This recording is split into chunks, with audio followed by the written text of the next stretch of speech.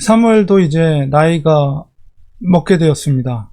물론 성경상으로 봤을 때 지금 사무엘이 늙었다 그랬을 때 엘리 제사장처럼 그렇게 뭐 90세, 80세 이상 된 그런 나이는 아닌 것 같고, 제가 보기엔 60이나 70세 그 정도 나이가 되지 않았나 이렇게 판단이 되는데, 어쨌든 사사로서 역할을 했던 사무엘이, 사사라는 것은 이제 영어로는 좌치라고 그러죠. 좌치, 재판하는 사람.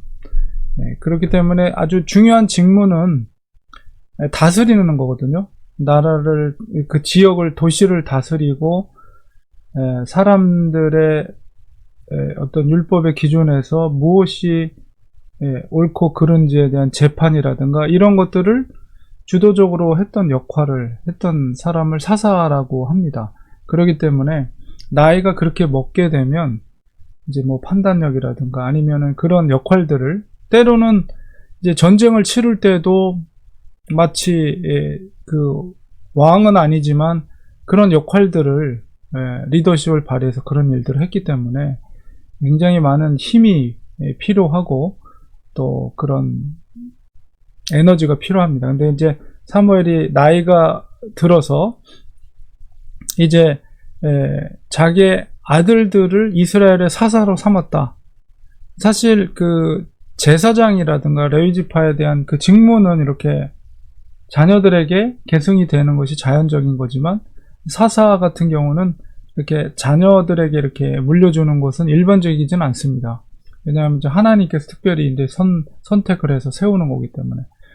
그렇다고 해서 사무엘이 어떤 개인적인 욕망이 있어서 어떤 자기의 어떤 권력을 뭐 자기 자식에게 물려주려고 마치 왕권을 물려주듯이 그런 목적으로 자녀들에게 그 사사의 역할을 이렇게 감당하도록 한 것은 아닌 것으로 생각합니다. 사무엘의 그동안의 삶이나 이런 걸 봤을 때. 그럼에도 불구하고 사무엘이 자기 아들들, 장자 요엘, 차자 아비야를 이 사사로 임명한 것은 나름대로 그때까지만 해도 아버지의 어떤 지도라든가 가르침 따라서 아버지, 쇠약해진 아버지를 도와서 사사로서의 역할, 그리고 어떤 일들을 했는지를 뭐 자녀니까 아무래도 보아왔겠죠. 그렇기 때문에 아무래도 다른 사람들을 보다는 그래도 사무엘 밑에서 그런 것들을 보아왔던, 그것을 보고 자라왔던 자식에게 그 자식들이 올바르만 한다면 물려주는 것은 큰 문제가 아니라고 봅니다. 그래서 자녀들도, 두 아들도 연로한 아버지를 도와서 그 일들을 하는 역할을 하지 않았는가. 처음에는 그렇게 했으리라고 봅니다. 그래서 그들을 특별히 이제 부엘세바 지역에, 지금 이제 뒤에 배경이 지금 부엘세바거든요. 사막지대예요, 사막지대. 그래서 이스라엘이 이 캘리포니아 날씨가 비슷합니다. 그래서 저 엘센트로 쪽에 가면 우리 사막이 있죠. 그렇지만 저기 휘튼이나 이런 산으로 가면 막 여름에도 어떨 땐 눈이 있고 막 그러잖아요. 바로 이스라엘의 기후가 우리 캘리포니아랑 비슷한데, 부엘세바가 어디냐면 보통 성경에도 단에서 부엘세바까지, 부엘세바에서 단까지 그 가나안 땅을 총 이렇게 정의할 때 성경에 보면 부엘세바에서 단까지, 단에서 부엘세바까지 이런 말이 반복해서 나오거든요. 이제 그 지도를 보면 부엘세바 아래 빨간색 화살표, 위에 빨간색 화살표, 아래 빨간색 화살표가 부엘세바입니다. 그러니까 이 이스라엘의 가장 남단에 있었던 도시가 부엘세바고, 가장 북단에 있었던 단이란 도시, 거기가 이제 단입니다. 이 단과 부엘세바라고 성경에서 이렇게 자주 언급하는 이유는 사람이 거주할 수 있는 어떤 자연 환경, 그런 것을 특징을 나타내는데, 부엘세바는 이제 보통 사람이 살려면 최소 강수량이 연 200mm 정도 돼야 되는데 부엘세바가 그런 지역이었어요. 그러니까 그 밑으로 내려가면 사람이 살기 너무 어려운 척박한 땅이고, 저 북쪽에 있는 단 이상의 북쪽에는 뭐가 있냐면 헬몬산이 있어요. 이게 헬몬산은 너무 이제 높기 때문에 그 이상은 사람이 살기에는 좀 어렵습니다. 그래서 보통 단에서 부엘세바까지, 부엘세바에서 단까지 모든 이스라엘의 도시가 그 안에 들어가 있기 때문에 성경에서 단에서 부엘세바까지 모든 백성들이 미스바에 모였다, 이렇게 이야기할 때는 모든 이스라엘의 백성들이 한 곳에 모였다, 이런 식으로 표현할 때 부엘세바에서 단까지, 성경이 그런 표현들을 자주 합니다. 그래서 이제 과거 창세기에도 이 부엘세바가 언급되거든요. 이삭의 우물이라든가 우물로 인해서 싸움을 벌였던 장소가 부엘세바예요. 왜냐하면 척박한 땅이기 때문에 물이 나오는 우물은 굉장히 중요한 생명수가 되기 때문에 이삭 창세기에도 부엘세바라는 표현이 많이 나오고, 이스라엘의 고대 도시를 보면 해안도로가 있고, 그 다음에 부엘세바를 거쳐 헤브론, 예루살렘, 사마리아, 세겜, 나사렛으로 연결되는 이제 족장의 길이 있고, 그 다음에 요단 강줄기를 따라서 걸어가는 요단 계곡길이 있고, 그 다음에 가장 이제 동쪽에 왕의 대로가 있습니다. 그래서 암몬, 길르앗, 바산을 연결하는 그 고대 도시의 길이 이런 식으로 돼 있어요. 그래서 거기를 연결하는 출발점이 부엘세바, 헤브론, 예루살렘, 이런 식으로 길이 연결되어 있습니다. 그래서 부엘세바라는 곳이 우리 지도상으로 볼 때도 이 라마, 사무엘이 있었던 라마에서 굉장히 남쪽이죠. 사무엘이 두 아들을 부엘세바에 사사로 세운 것은 특별히 이제 부엘세바에서 라마까지 올라오기에 힘들기 때문에 백성들이 바로 그곳에 두 아들을 보내서 라마까지 오지 않더라도 사사가 부엘세바에서 어떤 재판의 역할들이나 그런 것들을 감당할 수 있도록 일부러 두 아들을 그쪽으로 파견을 한 거죠. 그런데 문제는 뭐냐면 3절에 있는 것처럼 그의 아들들, 사무엘 아들들이 자기 아버지 사무엘의 행위를 따르지 않았다는 거예요. 좋은 의도로 사무엘이 그 부엘세바로 그 아들들을 보냈지만 결국 그들이 아버지의 그릇이 안 된 거죠. 아버지만한 그릇이 안 된 거예요. 그래서 결국은 재판을 하는 데 있어서 돈을 받고, 뒷돈을 받고 판결을 굽게 했다. 그러니까 억울한 사람을 만드는 거죠. 돈을 자기가 유익을 챙기고. 그러니까 이런 것에 대해서 백성들이 모르겠어요. 다 알게 되죠. 그러니까는 이제 이스라엘 모든 장로가 이제 라마로 사무엘을 찾아왔습니다. 이 일로 인해서. 근데 아주 아이러니하게도 사실은 이들이 찾아온 이유는 뭐냐면 이제 8절에 말하는 것처럼 당신은 늙었어. 그리고 당신의 아들들은 당신을 따르지 않고 저렇게 돈을 받고 뒷돈을 받고 이렇게 사사로서의 정당한 행위를 하지 않고 하나님의 공의대로 행하지 않는다. 그것은 우리에게 왕이 없기 때문이다.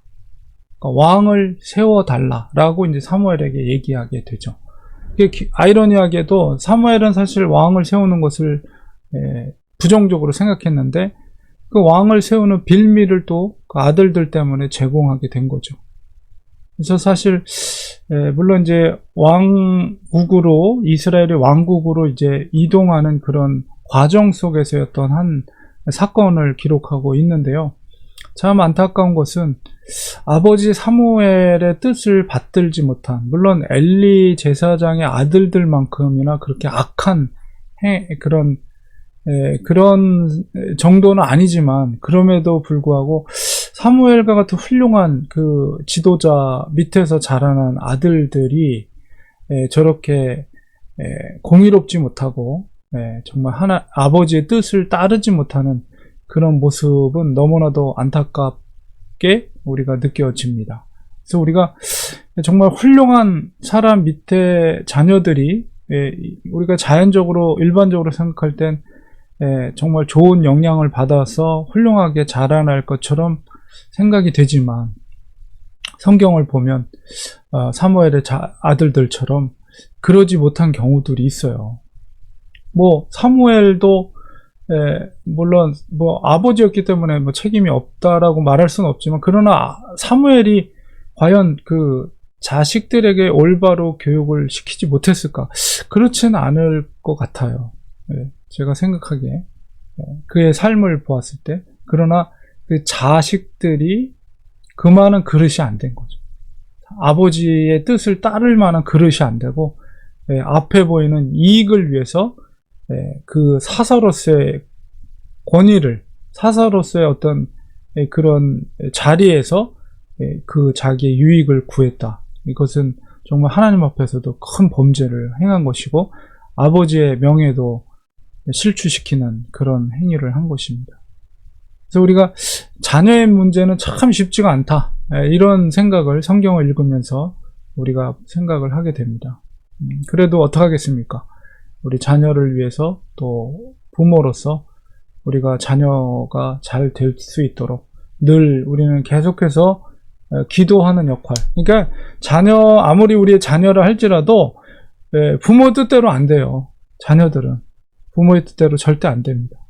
그거는 뭐냐면, 일단 부모로서 자녀를 어느 정도 인격체로서 성장시키는 역할을 부모들이 하지만, 그의 생명과 그의 삶은 또 하나님 손에 있는 것이고, 또 그들이 갖고 있는 성품과 또 생각이 있기 때문에 부모는 부모로서의 역할, 어느 정도까지 역할이 있지만은 그 삶 전체를 부모가 다 책임질 수는 없는 거고, 또 그렇게 할 수도 없고, 그렇기 때문에 다만 하나님 앞에 도움을 구하며 기도하는 거죠. 우리 부모라고 해서 물론 자녀들이 다 잘 되기를 바라겠지만은 부모 뜻대로 다 잘 되는 건 아니잖아요. 그러나 우리가 하나님 앞에 기도할 수는 있죠, 부모가. 그래서 자녀들을 위해서 늘 기도하고, 하나님께서 자녀들을 케어할 수 있도록, 하나님께서 자녀들을 이끌어갈 수 있도록 부모는 기도하는 역할, 그것이 가장 중요하다. 요즘은 뭐 한 중학생만 돼도 부모 말 안 듣잖아요. 그러니까 우리가 어느 정도 말 들을 때까지는 이야기하지만 어느 정도 시간이 지나면 절대 말해서 잘 듣지 않습니다. 그러니까 우리가 기도하면서 하나님께서 자녀들을 책임져 줄 수 있도록, 하나님께서 믿음 안에서 자라날 수 있도록 그 역할들을 해나가는 것이 중요하다는 것을 오늘 성경을 통해서 우리 다시 한번 깨닫게 됩니다. 엘리 제사장도 그렇고 사무엘도 그렇고, 자녀들에 대한 문제 때문에 그 부모가 이렇게 실추되는, 명예가 실추되는 일들을 보게 되고, 그것으로 인해서 또 왕국으로 변화되지만, 사실은 하나님이 원하셨던 것은 그 왕국이 아니거든요. 하나님이 다스리는 신정통치 국가였는데, 이스라엘은 이것을 빌미로 해서 왕을 요구를 하게 되는 결과를 초래하게 됐습니다. 그래서 우리는 자녀들에 대해서 우리가 하나님 앞에 기도하는, 하나님께서 도움을 구하는 그런 부모로서의 역할을 우리가 감당해야 되겠습니다. 기도하겠습니다. 하나님 아버지, 사무엘의 자녀들이 사사로서 임명되고 그 역할들을 아버지처럼 잘 감당해야 될 텐데, 그러나 그들은 앞에 눈에 있는 유익을 위해서 사사로서 역할을 정의롭게 공의롭게 행하지 못하고 사람들을 억울하게 판단을 내리는 어리석은 오를 범했습니다. 이 사무엘의 자녀들을 사무엘이 정말로 잘 사사로의 역할을 감당하기 원했는데 그러지 못한 것을 보면서 우리 자녀의 문제들이 부모가 정말 할 수 있는 능력에 있어서 어려움이 많다는 것을 깨닫게 됩니다. 하나님, 우리가 더욱더 하나님 앞에 기도하게 하시고 우리의 연약함을 고백하며 주님의 도우심 가운데 우리 자녀들이 믿음 안에서 잘 자랄 수 있도록 우리 기도하는 부모 역할 감당하는 우리들이 되게 하여 주시옵소서. 예수님의 이름으로 기도합니다.